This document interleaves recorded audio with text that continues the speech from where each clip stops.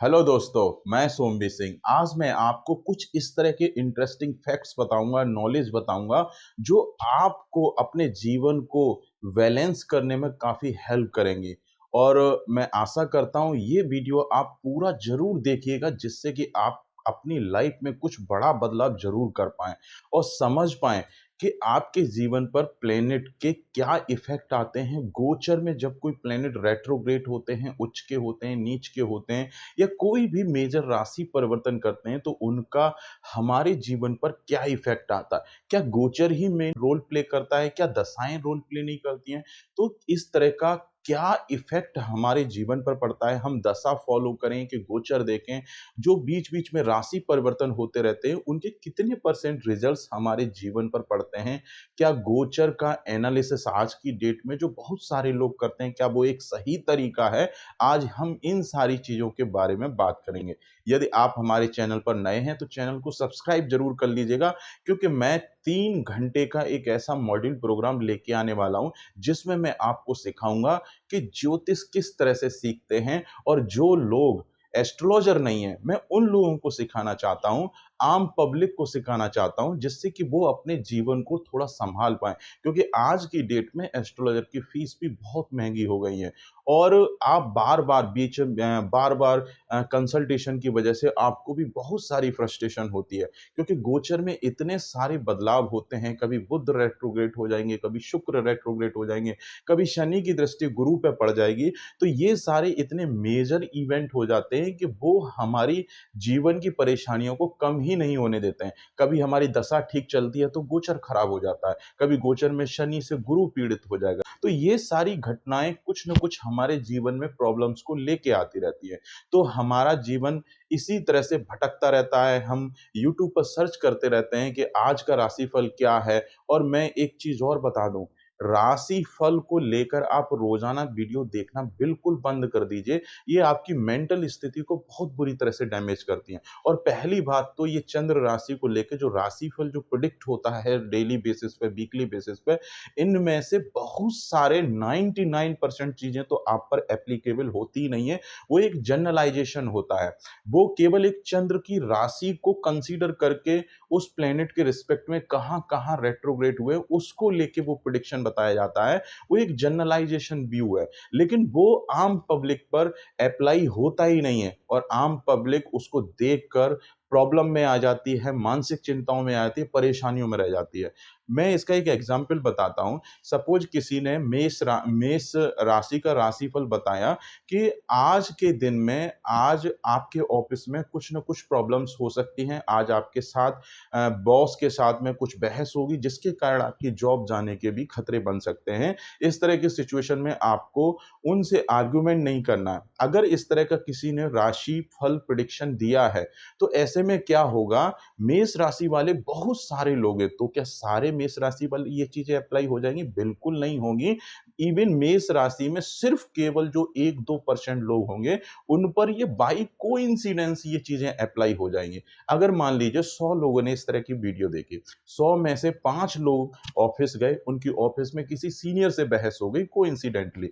लेकिन जब वो चीज़ें ये चीज़ें देख कर गए, तो ये उनके माइंड में तुरंत स्ट्राइक करेगा, अरे! उन्होंने तो ऐसा बोला था कि आज का दिन मेरा खराब है, तो मैंने तो बॉस के साथ में अपनी बहस भी कर ली, आर्गुमेंट भी कर लिया, मेरी तो जॉब चली जाएगी, ये हो जाएगा। तो इतना ज़्यादा नेगेटिव सोचने से क्या है कि आपका माइंड, आपकी बॉडी ही पूरी नेगेटिव थिंकिंग में आ जाएगी। उस वजह से आपके शरीर का जो चारों तरफ जो ऑरा सिस्टम, जो एनर्जी, जो बैलेंस है, वो नेगेटिव हो जाएगी, और उसकी वजह से आपका माइंड वही चीज़ें प्रोड्यूस करेगा, जो बार-बार आपका माइंड ओवरथिंकिंग में चला जाएगा। तो उसकी वजह से ना जॉब जाए, तो आपकी जॉब में ऑटोमेटिक परेशानियाँ आ जाएगी। उसकी वजह से आप ओवर टेंस हो जाओगे। ओवर टेंस होने की वजह से कुछ न कुछ गलतियाँ आपसे इस तरह की होंगी, जो सामने वाला बंदा नोटिस कहीं न कहीं कर ही लेगा। तो ये सारी प्रॉब्लम्स की वजह से और बड़ी प्रॉब्लम्स आ जाएँगी क्योंकि जो राशिफल आपने देखा है उसका तो कोई महत्व नहीं है, वो तो आपके जीवन पर एप्लाई ही नहीं है क्योंकि वो सिर्फ़ एक राशि के हिसाब से है।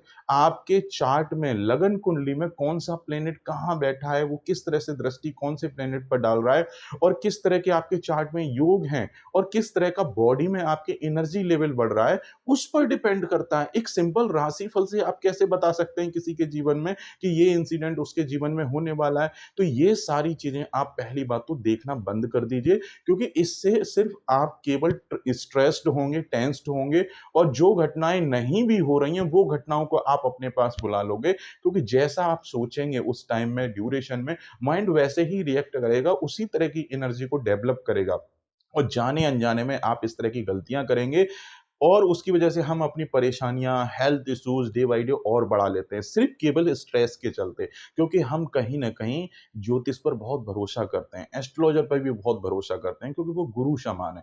जब कोई इस तरह का बंदा कोई भी चीज़ें ऐसे समझाता है, तो वो हमारे ऊपर बहुत तेज़ी से इफ़ेक्ट डालती है। जब आप सुबह ही सुबह उठ के ऑफ़िस जा रहे हैं और इस तरह की नेगेटिव चीज़ें आप अपने साथ में सोच कर जाएँगे, तो ना चीज़ें खराब हों, तो आपके जीवन में खराब हो जाएँगी। तो सबसे पहले आप ये राशिफल देखना छोड़ दीजिए क्योंकि इतना फ्रीक्वेंट चेंजेस आपको फॉलो नहीं करना है। जो भी गोचर में मेजर राशि परिवर्तन होते हैं, उनका आपके जीवन पर क्या इफ़ेक्ट आएगा, वो मैं आज आपको समझाऊँगा और किस तरह से वो रोल प्ले करते हैं, क्या इफ़ेक्ट आते हैं, किस तरह से चीज़ें होंगी, उन सारी चीज़ों के बारे में चर्चा करेंगे। और ये आजकल तो गोचर का जो बखान है, वो राशि को लेके हो रहा है, चंद्र राशि को लेके, जबकि राम और रावण की राशियाँ दोनों सेम हैं, लेकिन दोनों के कैरेक्टरिस्टिक अलग हैं, 2 इंसान अलग हैं, राम अलग हैं, रावण अलग है, लेकिन दोनों की चंद्र राशि सेम है। तो क्या हम उनका राशिफल एक दिन का सेम बता सकते हैं? बिल्कुल नहीं बता सकते, क्योंकि हर दोनों की कुंडलियों में शनि, सूर्य, राहु, केतु सब अलग बैठे हुए हैं, क्योंकि दोनों का व्यक्तित्व अलग है। चंद्र राशि सिर्फ़ हमारे केवल मन को रिप्रेज़ेंट करती है और जो लगन की जो राशि है, जो लगन कुंडली है, वो पूरा खुद एक इंसान है, पूरी बनावट ही खुद वो इंसान है। क्योंकि लगन से आपकी खुद की पर्सनैलिटी ओवरऑल आपके बारे में पता लगता है। तो आप लगन राशि को फ़ॉलो करिए। अगर आप चंद्र राशि को फ़ॉलो करेंगे, तो आपके ऊपर वो चीज़ें वैलिड ही नहीं हो रही हैं, क्योंकि वो सिर्फ़ आपके बॉडी का एक पार्ट ले लिया, आपके मन की स्थिति। अब उसके बेसिस पे अगर हम राशिफल लेके जाएँगे, तो कुछ भी नहीं। और आपने देखा होगा जो न्यूज़पेपर में इतना सारा राशिफल आता है, क्या आपके जीवन पर जब आप वो पढ़कर जाते हो कि मेष राशि वालों के लिए आज ऐसा हुआ, कभी कुछ हुआ वैसा? बिल्कुल भी नहीं हो सकता है क्योंकि वो एक जनरलाइज़ेशन व्यू बताया गया है। अब आपकी चीज़ें चार्ट में किस तरह के प्लैनेट कौन कहाँ बैठा है, वो बहुत मैटर करता है और गोचर का किस तरह से हम स्टडी करिए, चलिए अब बात करते हैं, वीडियो बहुत लंबी हो जाएगी। अब देखिए गोचर में जब भी कोई मेजर रोल प्ले होता है, तो हमें किस तरह से स्टडी करना है, वो समझते हैं पहले। अब मान लीजिए आपकी किसी भी लगन की कुंडली है, चाहे मेष लगन हो, मीन लगन हो, किसी भी लगन की कुंडली हो। अब आपके सूत्र आपको यही अप्लाई करने हैं जो मैं आपको बताऊँगा। अब आपकी चाहे किसी भी लगन की कुंडली हो। अब मैं सबसे पहले फॉर एग्ज़ाम्पल के लिए एक मेष लगन की कुंडली लेता हूँ। अगर किसी की मेष लगन की कुंडली है, तो लगन में 1 नंबर लिखा होगा मतलब मेष राशि लिखी होगी। तो आपकी ओवरऑल पर्सनैलिटी कैरेक्टरिस्टिक कहीं न कहीं मंगल ग्रह से प्रभावित होगी और जो मेष राशि के जो कैरेक्टरिस्टिक होते हैं, जो तत्व होते हैं, उनसे प्रभावित होगी। तो मेष राशि के जो कैरेक्टरिस्टिक तत्व सारे अग्रेसिव वाले होते हैं, तो ऐसे लोग थोड़े से गर्म स्वभाव के होते हैं। इनको थोड़ा-सा गुस्सा जल्दी आता है फ्रीक्वेंट क्योंकि तत्व अग्नि वाला है। तो ये तो इनके बारे में कुछ बेसिक चीज़ें हो गई जिनको हम आइडिया लगा सकते हैं, लेकिन हम अभी उसकी बात नहीं कर रहे हैं। हम सिर्फ़ एक गोचर को स्टडी करने की कोशिश करेंगे कि किस तरह से अपनी लगन कुंडली पर आपको गोचर अप्लाई करना है। तो कुंडली का जो फर्स्ट हाउस है वो आपका खुद का घर है, 5th हाउस आपकी संतान का है, 9th हाउस आपके पिताजी का है। तो ये एक रिलेटिव्स हो गए आप, संतान और पिताजी। ये हमेशा एक योग कारक ग्रह बनते हैं। तो अगर आपके कुंडली में सबसे पहले तो आपको ये निकालना आना चाहिए कि थ्योरेटिकली आपकी कुंडली में कौन-कौन से ग्रह योग कारक हैं और थ्योरी के अकॉर्डिंग कौन से ग्रह मारक हैं। सबसे पहले आपको अपने लगन कुंडली में थ्योरी के अकॉर्डिंग आपको ये जस्टिफाई करना है कि आपके कुंडली में कौन से प्लैनेट आपके फ्रेंड्स हैं और कौन से प्लैनेट आपके शत्रु हैं। एक बेसिक आइडिया ले लेना है, प्रेडिक्शन कैसे करेंगे वो मैं आपको आगे डिस्कस करूँगा। तो अगर मेष लगन की कुंडली है तो एक जनरल आइडिया हमें मिल गया कि लग्नेश मंगल है, योग कारक है, सूर्य आपके संतान है, योग कारक है, बृहस्पति भी योग कारक है और इस कुंडली में बुध तीसरे और छठे घर के मालिक हैं तो एक मारक ग्रह है। शुक्र दूसरे और सप्तम घर के मालिक हैं तो अष्टम टू अष्टम थ्योरी कहती है कि दूसरे और सप्तम घर का मालिक अगर लग्नेश का शत्रु है तो वो मारक ग्रह बन जाएगा, अगर लग्नेश का मित्र है तो वो योग कारक ग्रह भी बनता है। हर सिचुएशन में दूसरे घर का मालिक मारक ग्रह नहीं बनेगा। लेकिन ऐसे में बहुत सारी जगह दूसरे घर के मालिक को हमेशा मारक ग्रह कंसीडर कर लिया जाता है, एक गलती वहाँ पे होती है। तो आपको हमेशा ये थ्योरी अप्लाई करनी है, अगर हम दूसरे घर और सप्तम घर के मालिक के बारे में सोच रहे हैं, तो वो अगर लग्नेश के शत्रु हैं, तो मारक हो जाएँगे, अगर लग्नेश के मित्र हैं, तो वो योग कारक हो जाएँगे। तो इस कुंडली में आपको एक आइडिया लग गया कि बुध भी मारक हैं और शुक्र भी मारक है और शनि 10वें और 11वें घर के मालिक हैं, जो कि एक समग्रह बनेंगे इस कुंडली में, क्योंकि वो लग्नेश के शत्रु हैं, लेकिन वो 2 अच्छे डिपार्टमेंट लेके बैठे हैं, कर्म का डिपार्टमेंट लेके बैठे हैं, उस वजह से शनि यहाँ पर शत्रु कैटेगरी में नहीं आ सकते, वो एक समग्रह की कैटेगरी में आते हैं। अगर शनि की प्लेसमेंट अच्छी हो जाए, तो शनि अच्छा भी रिजल्ट्स देते हैं, शनि की प्लेसमेंट खराब हो जाए, तो शनि फिर बहुत खराब रिजल्ट्स देते हैं। तो आपको ये थ्योरेटिकली आइडिया लग गया कि मंगल, सूर्य, बृहस्पति ये आपके थ्योरी के अकॉर्डिंग योग कारक ग्रह हैं और चंद्र भी योग कारक ग्रह है। और आपको ये भी आइडिया लग गया कि बुध, शुक्र मारक हैं और शनिदेव आपके शम ग्रह। अब गोचर को कैसे अप्लाई करें? अब आपके कुंडली में ये सारे प्लैनेट एग्ज़ैक्टली प्रैक्टिकली कहाँ बैठे हैं, ये भी बहुत मैटर करता है।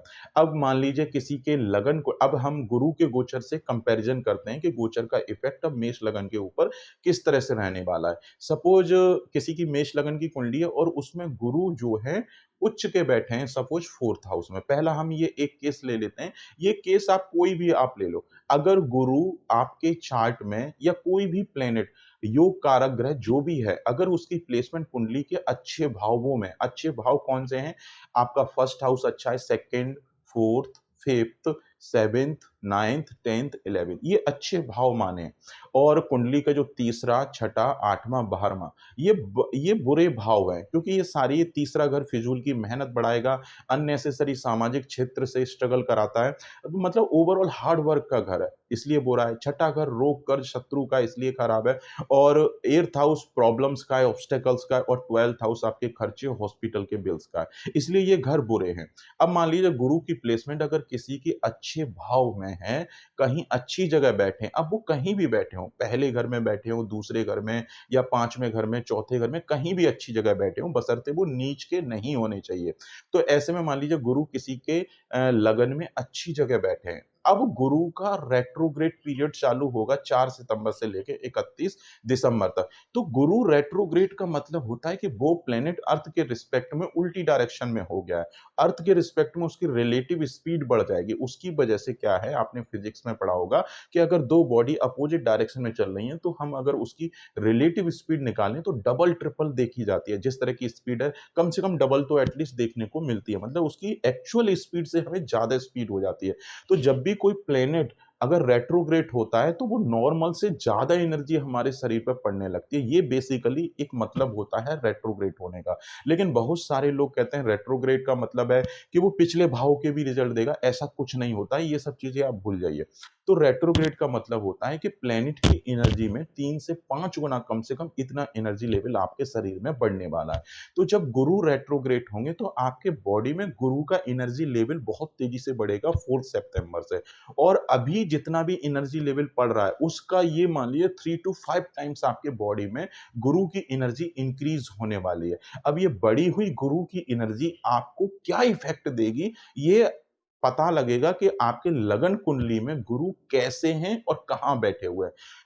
हमने अभी पता लगाया कि गुरु मेष लगन के चार्ट में थ्योरी के अकॉर्डिंग योग कारक है। अब हमें प्लेसमेंट चेक करनी है। प्लेसमेंट अगर अच्छे भाव में तो प्रैक्टिकली भी गुरु हमारा अच्छी जगह बैठा है तो वो योग कारक हो गया। मतलब गुरु की एनर्जी हमारे जीवन में प्रॉब्लम्स नहीं दे रही है एज पर लगन चार्ट। अब गुरु का रेट्रोग्रेड होना, अब वो गुरु की एनर्जी 5 से 10 गुना 5 3 से 5 गुना जैसे ही बढ़ेगी, तो आपकी बॉडी में गुरु की एनर्जी मात्रा बहुत ज़्यादा बढ़ जाएगी। तो अब आपकी भले ही दशा ना चले गुरु की, लेकिन गुरु आपके जीवन में सेम वैसे ही इफ़ेक्ट देना स्टार्ट कर देगा जैसे एक दशा लगती है।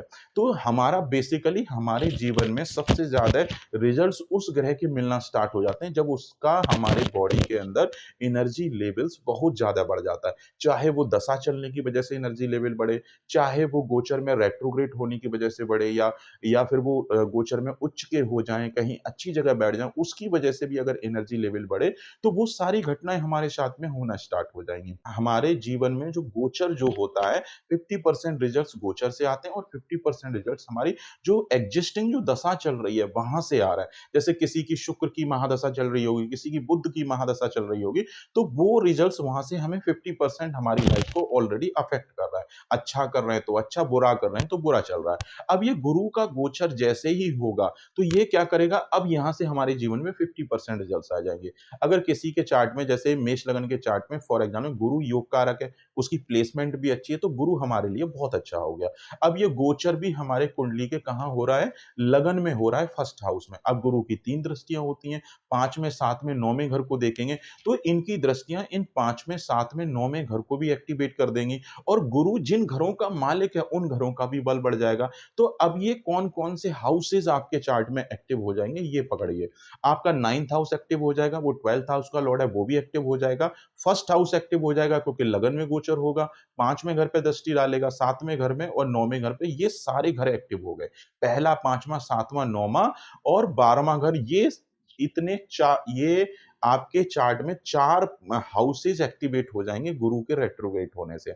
अब ये प्लैनेट की एनर्जी आपको क्या कर रही है, सपोर्ट कर रही है क्योंकि गुरु प्रैक्टिकली आपके चार्ट में अच्छी जगह है, लगन चार्ट में, तो वो अच्छा रिज़ल्ट्स देगा। तो गुरु क्या करेगा, जिन लोगों की शादी नहीं हो रही, उनकी शादी करा देगा क्योंकि 7th हाउस को देख रहा है। 5वें घर को देख रहा है तो रिश्ते आ जाएँगे और आपके भाग्य पे दृष्टि डाल रहा है, भाग्य का बल भी बढ़ रहा है, तो ऐसे में भाग्य का साथ देना स्टार्ट हो जाएगा। भाग्य बहुत तेज़ी से साथ देगा और वो 12वें घर के मालिक हैं। अगर किसी का विदेश जाने का मन कर रहा है या फिर कहीं विदेश जाने का मन करने लगेगा, कुछ इस तरह के अगर उसके कोई पेंडिंग वर्क पड़े हुए हैं विदेश सेटलमेंट के, तो वो यहाँ पर इमीडिएटली उसके सारे प्रोसेस बड़े आराम से हो जाएँगे, विदेश सेटलमेंट के काम ईज़ी हो जाएँगे। अगर उसके कोई हेल्थ इश्यूज़ चल रहे हैं, कोई खर्चे बढ़े हुए हैं, हॉस्पिटल के बिल पे बहुत पैसे जा रहे हैं, तो वो सारे स्टॉप हो जाएँगे क्योंकि गुरु की एनर्जी वो 12वें घर को अब अच्छा करना चालू कर देगी, तो आपके हॉस्पिटल के बिल खर्चों को ईज़िली कंट्रोल कर लेगा। 9th हाउस से पिता की स्थिति देखते हैं तो पिता का बल बढ़ेगा, तो पिता के करियर पे भी बहुत अच्छा इफ़ेक्ट देखने को मिलेगा, पिता को भी अच्छा लगेगा। अगर किसी के पिता की हेल्थ खराब चल रही है, तो ये गुरु के रेट्रोग्रेड होंगे और गुरु चार्ट में अच्छे पड़े हुए हैं, तो पिता की हेल्थ में इमीडिएटली 4 सितंबर से सुधार आ जाएगा, उनकी हेल्थ ठीक हो जाएगी। और गुरु जो हैं हमारे चार्ट में जिन चीज़ों के कारक होते हैं, जैसे पैसों का कारक है, पैसों की स्थिति सुधर जाएगी, धन लाभ इन चीज़ों का कारक है, तो पैसे आने का अच्छा अवसर मिलना चालू हो जाएगा। पति का कारक है, महिलाओं के लिए पति का कारक है, तो जिन हस्बैंड वाइफ रिलेशनशिप में डिस्प्यूट चल रहे हैं, तो ये कारक चीज़ें थोड़ी सुधर जाएँगी। हस्बैंड के सुख में थोड़ी-सी नरमी आ जाएगी, मतलब परेशानियाँ थोड़ी खत्म हो जाएँगी। जो हस्बैंड वाइफ बहुत सारी लड़ाइयाँ कर रहे हैं मेष लगन वाले, उनके जीवन में थोड़ी-सी सॉफ्टनेस आ जाएगी इस गुरु की वजह से, क्योंकि वो रिश्ते को बचाना स्टार्ट कर देगा। तो ये सारे, और गुरु सप्तम घर को देख रहा है, तो जो लोग बिज़नेस कर रहे हैं, उनका लक भी साथ देगा, बिज़नेस भी अच्छा चलेगा, ट्रांज़ैक्शंस भी अच्छे होंगे और पार्टनरशिप में भी आपको अच्छा बेनिफिट होगा, डेली बेसिस की इनकम भी बढ़ जाएगी। तो ये सारे रिज़ल्ट्स आपके गोचर से आ गए। अब एक प्रोस्पेक्टस और देखा जाएगा, अगर मान लीजिए गुरु चार्ट में कहीं बुरी जगह पड़े हुए हैं, किसी के तीसरे घर में पड़े हुए हैं, किसी के छठे घर में, किसी के 8वें घर में और किसी के 12वें घर में, तो ये गुरु लगन चार्ट में जहाँ भी बैठा होगा, वहाँ से भी रिज़ल्ट आएँगे। तो बेसिकली 50% जो गोचर से जो रिज़ल्ट आते हैं, वो 25% गोचर में जहाँ पर बैठ गया वहाँ से देगा और 25% जहाँ पर आपके लगन चार्ट में बैठा हुआ है, वहाँ से देगा। तो इतने सारे एनर्जी का वेरिएशन है और बहुत सारे लोग बोल देते हैं कि मेष लगन के वालों के लिए ऐसा होगा, तो वहाँ पर रिज़ल्ट्स बताने में, प्रेडिक्शन करने में बहुत सारी एरर आ जाएगी। तो ऐसे में परफेक्ट प्रेडिक्शन तो हो ही नहीं पाएगा। तो परफेक्ट प्रेडिक्शन करने के लिए आपको ये पद्धति यूज़ करनी है, इस तरह से सारे रिजल्ट्स आपके आँखों के सामने होते चले जाएँगे। उसी तरह से वो चीज़ें रिएक्ट करेंगी। अब मान लीजिए किसी का तीसरे, छठे, 8वें, 12वें घर में बैठा है, अगर मान लीजिए गुरु मैं एग्ज़ाम्पल के लिए ले लेता हूँ, अगर किसी का गुरु 3rd हाउस में बैठा है, तो 3rd हाउस में बैठने से गुरु क्या है, आपकी फिजूल की मेहनत बढ़ा रहा है। वो प्लेसमेंट बहुत अच्छी नहीं है, तो गुरु यहाँ पर क्या करेगा, अननेसेसरी हार्ड वर्क बढ़ा रहा है लगन चार्ट के हिसाब से। तो जब भी कोई भी प्लैनेट तीसरे, छठे, 8वें, 12वें घर में अगर सूर्य से दूरी बना के बैठा है, मतलब उदय अवस्था में बैठा है, तो ऐसे प्लैनेट को आपको मारक ग्रह की तरह कंसीडर करना है, क्योंकि वो प्लैनेट हमारा मिसयूज़ कराएगा उन चीज़ों से रिलेटेड। अगर मान लीजिए गुरु आपके 3rd हाउस में बैठे हैं, तो ये आपके सामाजिक एरिया को बड़ा कर देगा। फ्रेंड सर्किल को बड़ा कर देगा। तो आपके साथ में लोग अपने मतलब के लिए, अपने फ़ायदे के लिए जुड़ना चालू हो जाएँगे। तो ये मेष लगन के हिसाब से सारे रिज़ल्ट्स आ रहे हैं। और भाग्य और पिता का घर का मालिक कहाँ चला गया? 3rd हाउस में, तो आपका भाग्य भी बहुत देरी से साथ देगा। अननेसेसरी फ़िज़ूल की मेहनत कराएगा तब साथ देगा, और आपके पिता के जीवन में भी स्ट्रगल बढ़ जाएगा। हेल्थ इश्यूज़ भी आ जाएँगे, क्योंकि खर्चे बढ़ जाएँगे वहाँ से। तो ये सारी चीज़ें लगन चार्ट से चल रही हैं। अब यही गोचर में जब वो आपके मेष राशि में होगा, तो 25% रिजल्ट्स वहाँ से आएँगे। तो जितने भी वो 25 रिजल्ट आ रहे हैं, वो आपको टेम्परेरी बेनिफिट देंगे, थोड़ा-सा रिलीफ देंगे। वो 25% रिजल्ट जो गोचर वाले हैं, जो मेष राशि में जो गोचर होगा, वो क्या करेगा, आपका अगर कोई रिश्ता नहीं आ रहा है, तो रिश्ता आ जाएगा। शादी होने का योग बना देगा, शादी नहीं हो रही है, शादी होने का योग बना देगा। भाग्य के घर पे दृष्टि डाल देगा, थोड़ा भाग्य सपोर्ट कर देगा। लेकिन लगन कुंडली में वो गुरु कहाँ बैठा है? 3rd हाउस में। तो वो 3rd हाउस को बैडली एक्टिव कर देगा, बहुत तेज़ी से वहाँ से रिजल्ट्स देना स्टार्ट कर देगा। वो रिजल्ट्स आपके 25% हैं।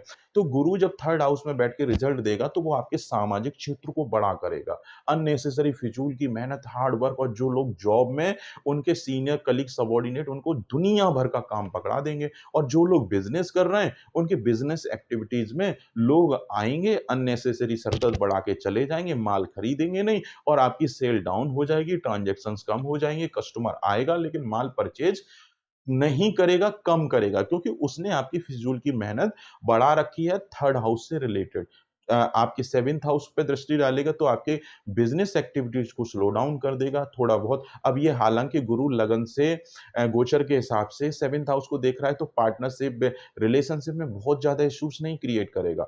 लेकिन आपके 3rd हाउस के हिसाब से वो खराब रिज़ल्ट दे रहा है। तो अगर ये इस तरह का कोई प्लेसमेंट है चार्ट में गुरु की, आपके अगर मान लीजिए 3rd हाउस में, तो ये क्या कर रहा है, वहाँ से वो रिज़ल्ट्स को खराब कर रहा है। लेकिन टेम्परेरी सॉल्यूशन लगन से थोड़ा-सा ठीक दे रहा है, क्योंकि वो हमारा क्या है कि योग कारक ग्रह थ्योरेटिकली, अगर उसकी प्लेसमेंट कहीं अच्छी जगह हो रही है, तो ये आपको बेनिफिट देगी। अगर यही मान लीजिए गुरु का गोचर ये मीन राशि में हुआ होता, और आपकी मेष लगन की होती, और गुरु मीन राशि में सपोज़ किसी के रेट्रोग्रेड हो जाते, तो ये हाउस ही खराब है, 12th हाउस में ही रेट्रोग्रेड हो गए, और ऊपर से वो लगन कुंडली में खराब पड़े हुए हैं, तो ऐसे में आपकी परेशानियाँ बहुत बढ़ जाएँगी। पिता की परेशानियाँ बढ़ जाएँगी, पिता को हेल्थ इश्यूज़ बढ़ जाएँगे, पिता के खर्चे बढ़ जाएँगे, और वो जहाँ-जहाँ दृष्टि डालेगा, वहाँ-वहाँ से रिज़ल्ट देगा। तो बेसिकली गोचर में वो जहाँ बैठा है, वहाँ से रिज़ल्ट्स कैलकुलेट कर लीजिए, और लगन कुंडली में वो जहाँ बैठा है, वहाँ से रिज़ल्ट्स कैलकुलेट कर लीजिए।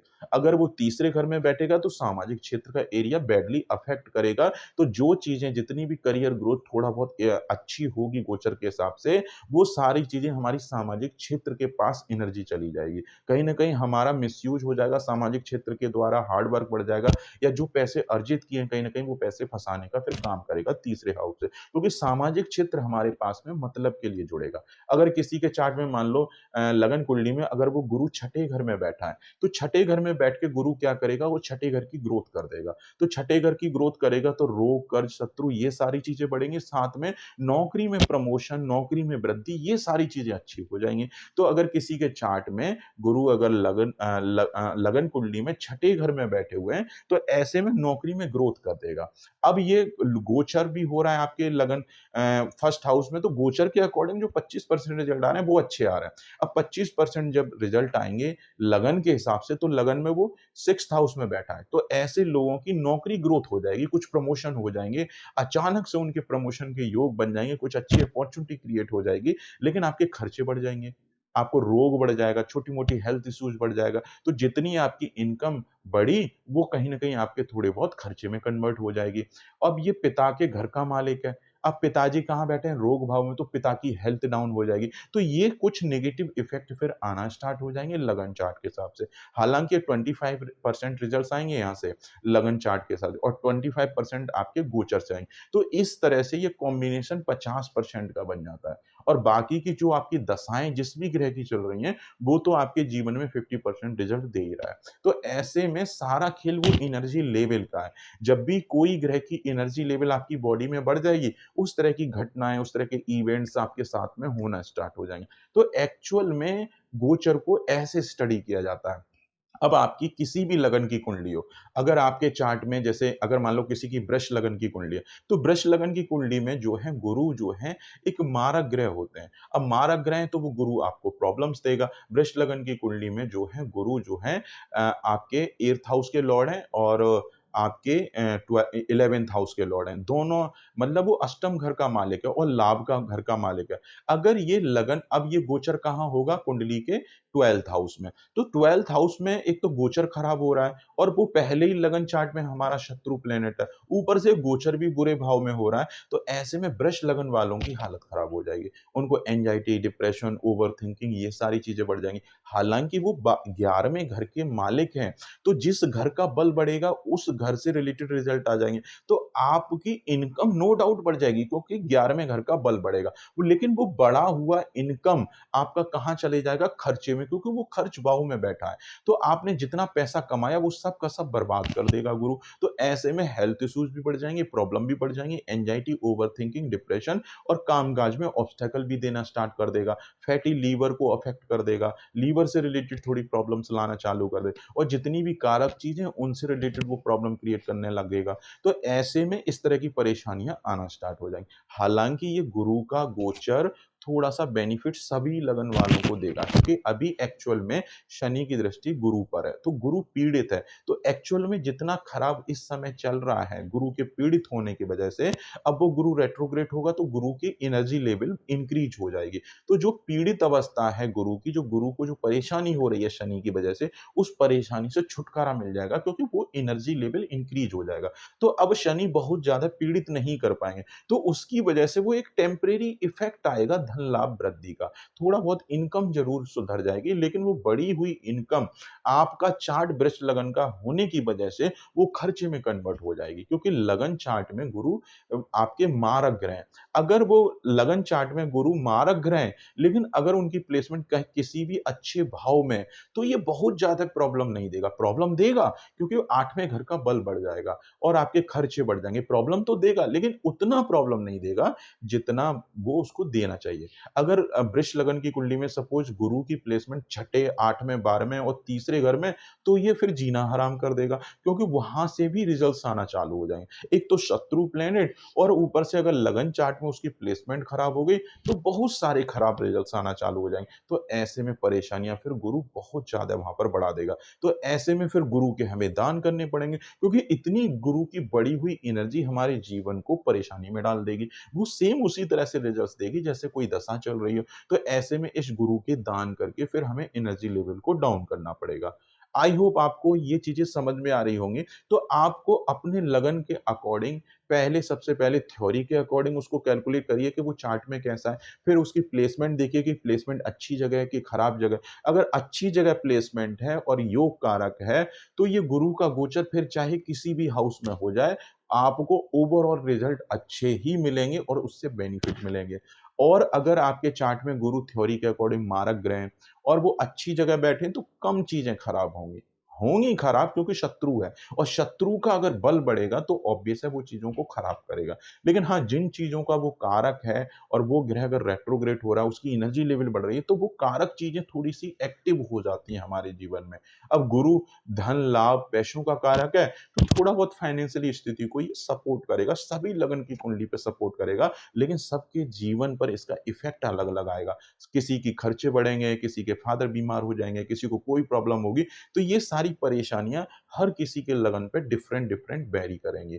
थोड़ा फाइनेंशियली थोड़ा सपोर्ट करेगा, लेकिन ये कितना हम इसका बेनिफिट ले पाएँगे, कहीं लगन चार्ट में उसकी प्लेसमेंट अगर खराब हुई, तो इस एंड से हमारे नुकसान भी बढ़ जाएँगे। इनकम तो बढ़ेगी लेकिन उस एंड से हमारे नुकसान बढ़ जाएँगे, लेकिन नेट रिजल्टेंट आप माइनस में चले जाएँगे। तो इस तरह से आप गोचर को स्टडी कीजिए और अपने जीवन पर एप्लाई कीजिए। अगर आप बहुत सिंपल तरीके से एस्ट्रोलॉजी को जानना चाहते हैं, अपनी कुंडली खुद प्रिडिक्शन करना चाहते हैं और अपने जीवन को बेहतर बनाना चाहते हैं और आपके जीवन में गोचर का क्या इफ़ेक्ट पड़ेगा, कब कौन-सा प्लैनेट रेट्रोग्रेड होने से क्या इफ़ेक्ट आएँगे, सूर्य-शुक्र की युति से क्या इफ़ेक्ट आएगा, शनि की दृष्टि गुरु पर है तो क्या इफ़ेक्ट आएगा। ये सारी चीज़ें आप घर बैठे अपने से स्टडी कर सकते हैं जब आपको नॉलेज होगी और कौन-सा प्लैनेट किस ग्रह के नक्षत्र में बैठा है, तो कौन से जेमस्टोन आप यूज़ कर सकते हैं या नहीं पहन सकते हैं। बहुत सारे केसेस में तो ऐसा होता है कि योग कारक ग्रह बहुत अच्छी जगह बैठा है और फिर भी आप उस ग्रह का स्टोन आप नहीं पहन पाते हैं उसके नक्षत्र की वजह से, क्योंकि उसकी तरफ से फिर दूसरी तरफ से साइड इफेक्ट खराब हो जाते हैं। अगर कोई प्लेनेट किसी ग्रह के ऐसे नक्षत्र में बैठा है जिसकी वजह से कोई दूसरा मारक प्लेनेट अगर एक्टिवेट हो रहा है, तो उसकी नेगेटिव बढ़ी हुई एनर्जी हमारे जीवन में परेशानी बढ़ा देगी। तो ऐसे में फिर हम उस योग कारक ग्रह का रत्न वहां पर अवॉइड करके चलते हैं। तो हर सिचुएशन में हम योग कारक ग्रह का भी स्टोन नहीं पहन सकते और मारक ग्रह का तो हमें कभी पहनना ही नहीं है, क्योंकि मारक ग्रह बेसिकली नेगेटिव एनर्जी को बढ़ाएगा। तो ऐसे में कुछ चीज़ों के फ़ायदे के लिए आप अगर नेगेटिव एनर्जी को बहुत ज़्यादा बढ़ा लोगे, तो वो आपके जीवन को ही परेशानी में डाल देगी। आई होप हम लोग इस तरह से प्रेडिक्शन करना सीखेंगे, तो हम एक-दूसरे के जीवन में बहुत बड़ा चेंजेज़ लेके आ पाएँगे और इन सारे भ्रम से बाहर निकल पाएँगे। राशि फल को आप बिल्कुल त्याग दीजिए, वो सिर्फ़ आपके माइंड को खराब करेगा, वो किसी के जीवन पे एक्चुअल में एप्लाई होता ही नहीं है। आप इस तरह से एनालिसिस करिए और अपने जीवन पर एप्लाई कीजिए, आपको इससे बेस्ट रिज़ल्ट किसी को देखने को मिलेगा ही नहीं। जब आप अपनी कुंडली खुद लेके बैठेंगे, खुद एनालिसिस करेंगे, तो अपनी परेशानी को, क्योंकि आप खुद को जितना जानते हैं, वो कोई और इंसान आपके बारे में नहीं जान सकता। तो आप जब अपने से कुंडली प्रैक्टिस करेंगे, तो आपको एक-एक चीज़ें अच्छे से समझ में आएँगी। और ये सारी चीज़ें मैं आपको सिर्फ़ 3 घंटे में बड़े आराम से सिखाऊँगा और ये लगभग एप्रोक्सिमेट 5 सितंबर को मैं अपना 3 आवर्स का मॉड्यूल प्रोग्राम लेके आ रहा हूँ। इन 3 घंटे में आपको कुछ भी नहीं आता होगा, राशि के बारे में भी नहीं पता होगा, कुंडली की एबीसीडी भी नहीं भी पता होगी, फिर भी मैं इस 3 घंटे में कोशिश करूँगा कि आप अपनी कुंडली अपने से खुद देखना सीख जाएँगे। किसी को चार्ट दिखाने तक की ज़रूरत नहीं पड़ेगी। आप अपनी कुंडली अपने से प्रिडिक्शन करके, अपने फैमिली मेंबर का प्रिडिक्शन करके, अपने पैसों की भी बचत कर पाएँगे और किसी पर डिपेंड नहीं होना पड़ेगा। अगर किसी ने गलत एडवाइस कर दिया, किसी ने गलत स्टोन पहना दिया, उससे भी आप अपने आप को बचा पाएँगे। कौन से प्लैनेट की एनर्जी कब बढ़ानी है, कौन-सी एनर्जी को हमें सपोर्ट करना है और कोई एनर्जी हमें सपोर्ट कर रही है, तो उसके रिस्पेक्ट में कोई नेगेटिव एनर्जी तो नहीं बढ़ रही है। इन सारी चीज़ों की जानकारी मैं लॉजिकली, साइंटिफिकली आपको हर चीज़ की इन डेप्थ आपको मैं नॉलेज दूँगा। कोई किताबी नॉलेज मैं दूँगा नहीं यहाँ पर, सारी प्रैक्टिकली बेस्ड नॉलेज मैं आपको आपके साथ में शेयर करूँगा, क्योंकि मेरा जो बैकग्राउंड है वो इंजीनियरिंग फील्ड का बैकग्राउंड है। मैंने अपनी करीब 20 लाख की सरकारी जॉब मैंने रिज़ाइन कर दी सिर्फ़ अपने पैशन की वजह से, क्योंकि एस्ट्रोलॉजी में एकदम कुछ पढ़ना, कुछ रिसर्च करना, उसको अच्छे से समझना, प्रैक्टिकली उसके रिजल्ट्स को ऑब्ज़र्व करना, ये मेरा पैशन है। मुझे बहुत मज़ा आता है। मुझे नौकरी करना अच्छा बिल्कुल नहीं लगता। इसी वजह से मैंने नौकरी छोड़ दी। मुझे लोगों की हेल्प करना, उसको स्टडी करना, मेरा ये पैशन है। मुझे बहुत अच्छा लगा। इसीलिए इसी पैशन की वजह से मैंने कुछ नई चीज़ें खोज पाई हैं, जिसकी हेल्प से मैं आपको इन 3 घंटों में इतना कुछ सिखा दूँगा कि आपके जीवन को जो कि आसान बनाएँगे, सिंपल बनाएँगे और आप जीवन में आगे बढ़ना स्टार्ट कर देंगे।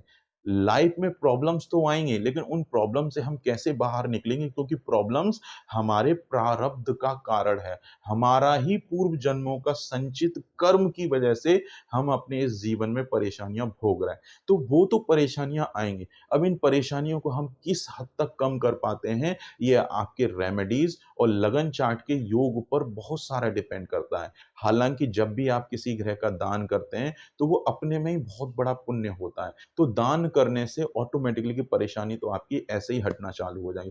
तो टोना टोटके पर आप ज़्यादा बिलीव मत करिए, उससे एनर्जी लेवल बहुत ज़्यादा कंट्रोल हो नहीं सकता। कोई कहता है कि आप चांदी का टुकड़ा जाके नीम के पेड़ के नीचे दबा के आ जाओ, क्या उससे आपका कर्म, जो आपका संचित कर्म जो आपने पिछले जन्म में कमाया है, क्या वो कट जाएगा? नहीं कटेगा। वो आपके पिछले जन्म के जो भी बुरे कर्म हैं, जो उनके बुरे जो फल हैं, वो सिर्फ़ केवल आपके अच्छे कर्म से कट सकते हैं और दान से अच्छा कर्म कुछ नहीं है। दान जब करते हैं तो दूसरे वाले की हम मदद करते हैं, उसका ख़्याल रखने और एक बार उसको सपोर्ट करते हैं एक तरह से। सपोज़ आपने किसी को चावल का दान किया, हो सकता है उसके घर में कुछ खाने को ना हो, लेकिन जब वो चावल उसके घर में पकेगा, तो आधे से ज़्यादा कष्ट वो आपका हर देगा। भगवान ही आपका आधे से ज़्यादा कष्ट अपने ऊपर ले लेंगे क्योंकि आपने अपनी पॉकेट से उस इंसान का पेट भरा है। तो वो आपका अच्छा कर्म पुराने जीवन के प्रारब्ध को काटना स्टार्ट कर देगा और आपके जीवन में धीमे-धीमे बड़े-बड़े चेंजेज़ आना चालू हुए। और ये मैंने प्रैक्टिकली महसूस भी किया है। एक बच्चा दिल्ली का था जो मरने की स्टेज पे आ गया था, बहुत सीरियस प्रॉब्लम थी। जैसे ही मैंने उस गृह बच्चे के दान चालू कराए, धीमे-धीमे उसको रिलीफ़ हुआ और 2 से 3 दिन में उसको इतना आराम मिल गया और वो डेंजर ज़ोन से बाहर आ गया। तो ये दान हमारे पिछले जीवन के प्रारब्ध को इस तरह से काटते हैं और हमारे बॉडी के एनर्जी लेवल को डाउन कर देते हैं। और दान तो बेसिकली होता ही है सारी नेगेटिव एनर्जी का। तो जैसे ही हम दान करते हैं तो नेगेटिव एनर्जी हमारे शरीर से डाउन हो जाती है और हमें रिलीफ़ करती है। अगर वीडियो आपके कुछ हेल्प कर रही हो, कुछ भी अच्छा लगा हो वीडियो में, तो इस चैनल को सब्सक्राइब करके वीडियो को आगे बढ़ाने में मदद कीजिए, जिससे कि हम बहुत सारे लोगों तक पहुँच पाएँ, उनकी हेल्प कर पाएँ। क्योंकि मेरा एम ही है, मैं सबको फ्री में कुंडली एनालिसिस भी कराऊँ, लेकिन आज की डेट में अभी मैं ये सारी चीज़ें नहीं कर सकता फ्री में, क्योंकि मेरे को भी इनकम एक सपोर्ट के लिए चाहिए। क्योंकि मैंने भी अपनी 20 लाख की जॉब छोड़ी है, मुझे भी एक सोर्स ऑफ इनकम चाहिए। तो उस वजह से इस कुछ समय के लिए मुझे अपनी फीस रखनी पड़ती है, फीस लेनी पड़ती है। मैं मजबूर हूँ। लेकिन जैसे-जैसे मेरा चैनल ग्रो होगा या जैसे-जैसे मेरी फाइनेंशियल स्थिति बेहतर होती चली जाएगी, मैं अपनी फीस भी धीमे-धीमे खत्म कर दूँगा और मैं खुद लाइव आकर लोगों को बताऊँगा कि किस तरह से कुंडली प्रॉपर देखते हैं, क्या करते हैं, क्या सावधानियाँ रखनी है और इस तरह से हम एक-दूसरे को सपोर्ट कर सकते हैं। वीडियो अच्छी लगी हो तो वीडियो को लाइक करिए, चैनल को सब्सक्राइब कर लीजिए और अपने फ्रेंड सर्किल में भेजना मत भूलिएगा।